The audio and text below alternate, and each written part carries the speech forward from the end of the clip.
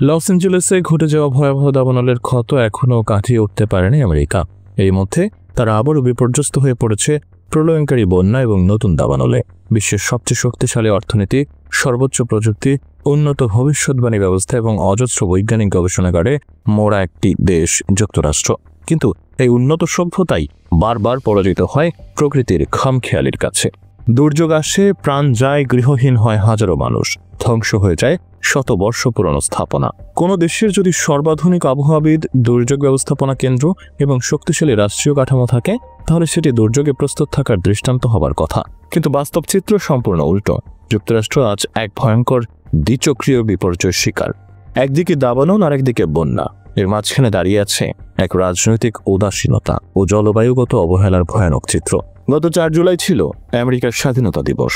উৎসবের আমেজ, আনন্দঘন পরিবেশের মাঝে শুরু হয় প্রকৃতির তাণ্ডব। দক্ষিণের রাজ্য টেক্সাসে হঠাৎই আকাশ ভেঙে নামে বৃষ্টি। এমন বৃষ্টি যা কয়েক ঘন্টার মধ্যে নদীর পানি 8 মিটার পর্যন্ত বাড়িয়ে দেয়। কের কাউন্টির ক্যাম্প মিস্টিক এ মেয়েদের গ্রীষ্মকালীন শিবিরে থাকা শিশুদের ঘুম থেকে জাগারও সুযোগ মেলেনি।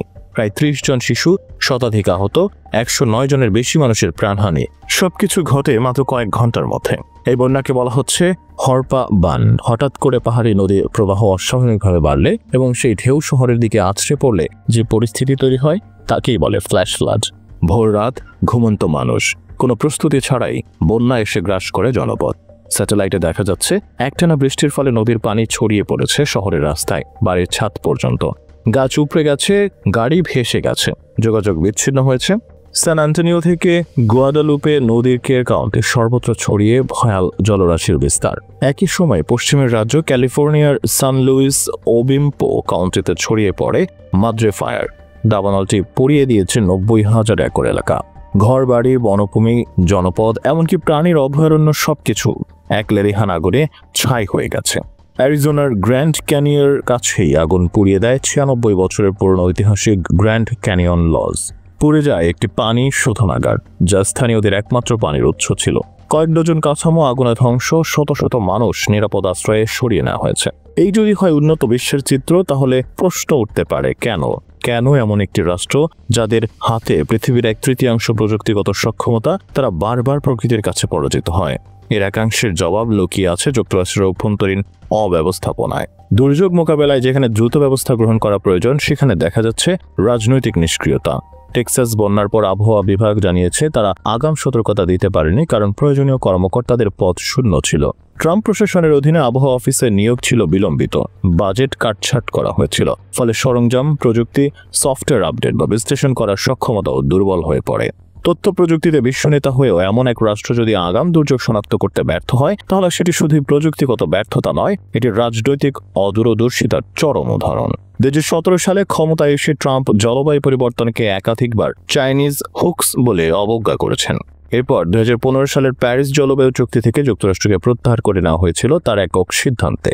ফলে বিশ্বের দ্বিতীয় বৃহত্তম কার্বন নিঃসরণকারী দেশ হিসেবে যুক্তরাষ্ট্র একটি বৈশ্বিক সংকটের নিয়ন্ত্রণ চেষ্টা থেকে নিজেকে সরিয়ে নেয়। সেটি ছিল এক ভয়ানক ভুল। তাপমাত্রা বৃদ্ধির কারণে যুক্তরাষ্ট্রের শীতকাল হয় শুকনো, গ্রীষ্ম হয় অতিরিক্ত উষ্ণ, ফলে দাবানলের মতো দুর্যোগ ঘটে নিয়মিত। একইভাবে অতিরিক্ত আর্দ্রতা যখন মেক্সিকো উপসাগর থেকে বাতাসে উঠে এসে ঘূর্ণাবর্ত তৈরি করে, তখন তা ভয়াবহ বৃষ্টিতে পরিণত হয়। টেক্সাসের কঠিন শিলামাটিতে পানি শোষিত না হয়ে বয়ে যায়, ফলে ফ্ল্যাশ ফ্লাডের ঝুঁকি বেড়ে যায়। এরই নাম জলবায়ু সৃষ্ট যৌথ দুর্যোগ। একই সঙ্গে বন্যা, দাবানল, খরা, তাপপ্রবাহ, এগুলো এখন যুক্তরাষ্ট্রে বার্ষিক চিত্র হয়ে দাঁড়িয়েছে। 2024 সালের ফেব্রুয়ারি-মার্চ মাসেই টেক্সাসের দাবানলে পড়ে যায় 10 লাখ একর জমি, প্রাণ হারায় বহু মানুষ ও প্রাণী। এরপর জুলাই আসে ভয়াবহ বন্যা। অথচ এসবের মূল কারণ একটাই, কার্বন নিঃসরণ নিয়ন্ত্রণে ব্যর্থতা। যুক্তরাষ্ট্রের মতো দেশে যেখানে রকেট পাঠিয়ে মঙ্গল গ্রহের মাটি স্পর্শ করা সম্ভব, সেখানে যদি একটি শহরের আগাম বন্যা সতর্কতা পৌঁছাতে ব্যর্থ হয়, তাহলে সেটি শুধু প্রযুক্তির নয়, দৃষ্টিভঙ্গির সংকট। উন্নয়ন আর সামরিক শক্তি দিয়ে প্রকৃতিকে থামানো যায় না, বরং প্রকৃতির রোষ প্রশমনে যে সদিচ্ছা ও আন্তর্জাতিক সহযোগিতা দরকার, তা ক্রমাগত উপেক্ষিত হচ্ছে। জলবায়ু পরিবর্তনের ক্ষতিকর প্রভাব এখন আর ভবিষ্যতের হুমকি নয়, এটি বর্তমান বাস্তবতা। যুক্তরাষ্ট্র একদিকে জলবায়ু চুক্তি থেকে সরে গিয়ে বিশ্বকে নেতিবাচক বার্তা দিয়েছে, অন্যদিকে নিজেদের ভিতরেও তৈরি করেছে এক বিপর্যস্ত অবস্থা। তথ্য প্রযুক্তি, বিজ্ঞান, চিকিৎসা, সামরিক সব দিকেই উন্নত হয়েও তারা হেরে যাচ্ছে প্রকৃতির কাছে। কারণ প্রকৃতি দমন নয়, প্রার্থনার দাবি রাখে। অথচ এই উন্নত রাষ্ট্রেরই নেতৃত্বে থাকা কেউ যদি জলবায়ু পরিবর্তনের বাস্তবতা মানতেই না চান, তাহলে সেই রাষ্ট্র থেকে সচেতনতা বা প্রতিকার আশা করাটাই যেন হয়ে পড়ে এক নিছক কৌতুক। জলবায়ু পরিবর্তন একটি বৈশ্বিক সমস্যা, এর সমাধানও হতে হবে সম্মিলিত প্রচেষ্টায়। শুধুমাত্র যুক্তরাষ্ট্র নয়, বিশ্বের সব দেশকে এক হয়ে নিজেদের উন্নয়নের গতিকে পরিবেশ বান্ধব পথে পরিচালনা করতে হবে। না হলে উন্নয়নের নামে প্রাকৃতিক মৃত্যুকূপ তৈরি করে যাব আমরা।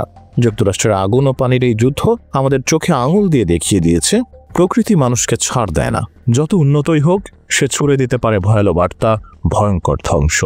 আর তখন উন্নত সভ্যতাও দাঁড়িয়ে থাকে বোবা দর্শকের মতো।